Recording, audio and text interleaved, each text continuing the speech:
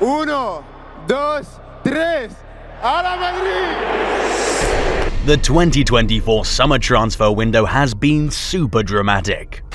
We've seen big transfers, shocking transfers, failed transfers, silly transfers, all sorts of transfers. But today, we want to talk about the biggest transfers this summer. Let's start with the biggest of them all, Kylian Mbappe.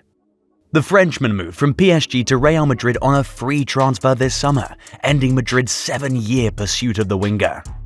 Now, this transfer might look like it cost Madrid nothing, but it cost them a fortune, as they agreed to pay him a sign-on bonus of 150 million euros. So it wasn't exactly free, was it? Well, Mbappe made his Real Madrid debut in the UEFA Super Cup final against Atalanta, and he scored and won his first trophy with the club. Not a bad way to begin your career at a new club, is it? Real Madrid also welcomed the Brazilian wonder kid Endrick this summer. The transfer had already been pretty much completed since December 2022, but Real Madrid had to wait until he turned 18 in July 2024 before he could move to Spain. This transfer was worth 47.5 million euros. Real Madrid also tried to sign Leny Yoro this summer, but Manchester United beat them to that one. Los Blancos were leading the race for the signature of the French teenager, but United came, outbid them, and sealed the deal. United signed him for 62 million euros, making him the most expensive player aged 18 or under in football history. Unfortunately though, Yoro picked up an injury in pre-season, which means that his official United debut won't be coming till October or November. But Yoro wasn't the only defender Man United signed this summer. They also signed Matthijs de Ligt from Bayern Munich. The Dutchman was signed for 45 million euros and joined United to reunite with his former boss Erik ten Hag. He came off the bench to make his debut in Man United's opening game of the new Premier League season against Fulham. United won that game 1-0, and the goal scorer that night was also a big signing this summer. His name? Joshua Zirkzee. The Nigerian Dutch forward was signed for 42.5 million euros after a great season at Bologna, where he finished as the club's top scorer and helped them qualify for the Champions League for the first time in 59 years. And the 23-year-old has already started to give United good returns on their investment, coming off the bench in his first official game and scoring the late winner. 1 game, 1 goal. Great start to his career at the Red Devils. But that was not even all for Manchester United's business this summer. They also signed Noussair Mazraoui from Bayern Munich for 15 million euros, and he went on to have a brilliant debut in the game against Fulham. Speaking of Bayern and Fulham, these two did business this window. Bayern Munich signed Joao Palhinha from the London club for 51 million euros, and it was pretty interesting, because last year he was close to making this exact move, but it fell through at the very last moment. Palhinha had already done his medicals in Munich on deadline day last summer, but the deal fell through because Fulham couldn't find a replacement for him. He then went on to extend his contract with Fulham until 2028, before going on to complete the move to Germany this year. Now, get this, in 2023, Bayern was ready to pay 65 million euros for the Portuguese, but when they came back this summer, they ended up paying 51 million. Perhaps Fulham will be wishing they'd agreed to sell the midfielder last year. Anyway, Palhinha is not the only player Bayern Munich bought from London. They also bought Michael Olise from Crystal Palace for 53 million euros. It was pretty obvious that the Nigerian French winger was going to leave Palace, but for a long time we all thought he'd be going to Chelsea. However, the London club backed out because of Olise's high wage demands, and this allowed Bayern to step in and close the deal. Now, Chelsea may not have gotten Olise, but they got more than a handful of players this summer. Among others, they signed Pedro Neto for 60 million euros from Wolves, signed Kiernan Dewsbury-Hall for 35.4 million euros from Leicester City, signed Marc Guiu for 6 million euros from Barcelona, got Tosin Adarabioyo for free from Fulham, and signed Joao Felix for 52 million euros from Atletico Madrid. And that Felix transfer saw Conor Gallagher go the other way in a deal that was worth 42 million euros. Chelsea also sold Ian Maatsen to Aston Villa for €44.5 million, Amari Hutchinson to Ipswich for €23.5 million, and Lewis Hall to Newcastle for €33 million. But the biggest sale of the lot for them had to be Romelu Lukaku. And it wasn't even about the money. The Blues have been looking for a way to offload the Belgian striker, and their former manager Antonio Conte finally did them a favour by taking him off their hands and bringing him over to Napoli. Both clubs reached an agreement for a fixed fee of €30 million, which could potentially rise to $45 million with add-ons. The Blues were very busy this summer.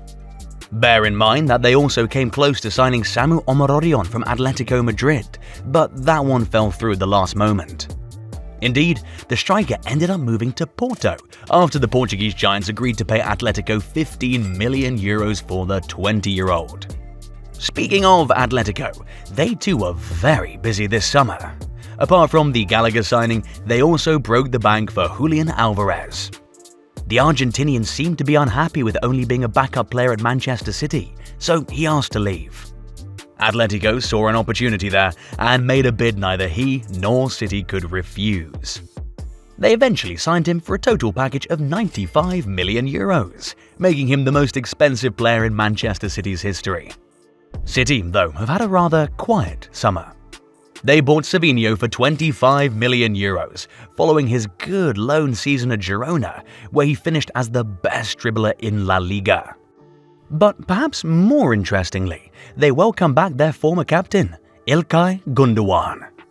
In a shocking turn of events, Barcelona decided to show Gündoğan the door after just one season at the club, and Man City had their arms wide open ready to welcome him back home on a free transfer. Many say that Barcelona made that decision to make space to register their new signing, Dani Olmo. The midfielder, who graduated from Barcelona's La Masia Academy and left the club in 2014, finally made his return a decade later after the Blaugranas signed him for €55 million from RB Leipzig. But not only Gündoğan left Barcelona this summer.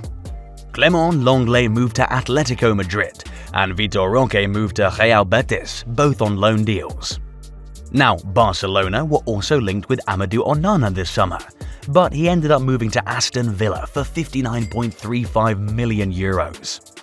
The Senegalese-born Belgian midfielder was chased by some of the biggest clubs in Europe this window, but he chose Villa, and he had the best debut. He scored 4 minutes into his first official game for Aston Villa and helped them secure a win against West Ham on opening day. Speaking of West Ham, they did a lot of business this summer, you know. They signed Max Kilman from Wolves for €47.5 million, Crescencio Somerville for €29.3 million from Leeds, Niklas Füllkrug for €27 million from Dortmund, Aaron Wan-Bissaka for €17.6 million from Man United, Jean-Claire Todibo on loan from Nice, Guido Rodriguez for free from Real Betis, and Wes Fotheringham for free from Sheffield United. That's quite some business for the Hammers. Let's see how far they go with this refurbished squad. Staying in London, Arsenal also did some good business. They signed Riccardo Calafiori for €45 million from Bologna after a very good season and a pretty good Euros tournament. And they also signed Mikel Merino for €32 million from Real Sociedad after a drawn-out period of negotiation. That signing allowed them to send Fabio Vieira back to Porto on a loan deal. And Arsenal also sold players. They shook hands with Fulham for the transfer of Emile Smith-Rowe for €31.8 million. The Arsenal Academy graduate had a very good pre-season, and we're sure Fulham fans are hoping that that translates into a good season for him at his new club. And we won't leave London just yet, because Crystal Palace also did some good business. They sold Jordan Ayew to Leicester City for €8 million and bought Ismail Assar from Marseille for €15 million. Another Premier League team that did some good business in this window is newly promoted Ipswich Town. Like we said earlier, they signed Amari Hutchinson for €23.5 million from Chelsea. They also signed Calvin Phillips on loan and bought Liam Delap for $17.85, both from Manchester City. Ben Johnson for free from West Ham, and Armando Broja for €30 million from Chelsea. Will they manage to remain in the English top flight after all this business they've done? Let us know in the comments. Moving on, AC Milan signed Alvaro Morata for €13 million this summer after he captained the Spain national team to success at the Euros. Morata, who'd previously played in Italy for Juventus, had a great start to life at Milan, coming off the bench to score on his debut and help inspire a comeback for the Rossoneri on the opening day of the new Serie A season. Milan also signed Emerson Royal for €15 million from Spurs and Youssouf Fofana for €20 million from Monaco. Juventus, on the other hand, signed Douglas Luiz for €51.5 million from Aston Villa and Kefren Turam from €20.6 million from Nice. Still, in Italy, we saw AS Roma sign Artem Dovbyk for €30.5 million from Girona. The Ukrainian striker finished as La Liga's top scorer last season and helped Girona qualify for the Champions League for the first time in their history, and that convinced Roma to spend that amount on him. Roma also signed Matías Soulé for €25.6 million from Juventus and Angelino for €5.2 million from Leipzig. And by the way, it wasn't only Dovbyk who left Girona this summer. They also lost Jan Couto. But to be fair, he was never really theirs in the first place. He was on loan from Manchester City, and he just moved again from City to Borussia Dortmund on another loan deal. Dortmund also signed Pascal Gross for €7 million from Brighton and Serhou Guirassy for €18 million from Stuttgart after a good season where he finished as second highest goalscorer in the Bundesliga. Another club that's done some pretty impressive business this summer is newly promoted Como. Cesc Fabregas seems to be using his influence as a world-class ex-footballer to pull some heavyweights to the club. He's managed to get Rafael Varane, Alberto Moreno, Sergi Roberto, and Pepe Reina for free. We're talking World Cup and Champions League winners right there. These are huge signings for the Serie A newcomers. But will they be able to remain in the Italian top flight after this much business? What do you think? Moving on, Manchester United have reached an agreement to sign Manu Ugarte from PSG. This means that the Uruguayan midfielder leaves the French club just a year after they signed him. And one reason they let him go was because they signed João Neves for €60 million from Benfica. Neves is just 19 years old and he is one for the future. But hey, he's already amazing in the present. He's already had the perfect start to his PSG career, providing 4 assists in his first 2 League One games. And he wasn't even the only teenager PSG signed this summer. They also signed Desiree Doué for €50 million from Rennes, snatching him from Bayern Munich, who seemed interested in him all summer. In other news, David De Gea finally found himself a club, joining Fiorentina after a whole year as a free agent. Billy Gilmour also moved to Italy, leaving Brighton to join Conte's Napoli after an €18 million agreement was reached. Brighton then went on to complete the signing of Ferdi Kadioglu for €30 million from Fenerbahce. He was one of the standout defenders of the Euros and was linked with many clubs this summer, but Brighton managed to win the race for his signature, so we'll see how he does in England. With the transfer window coming to a close, will there be any more big-name signings to come?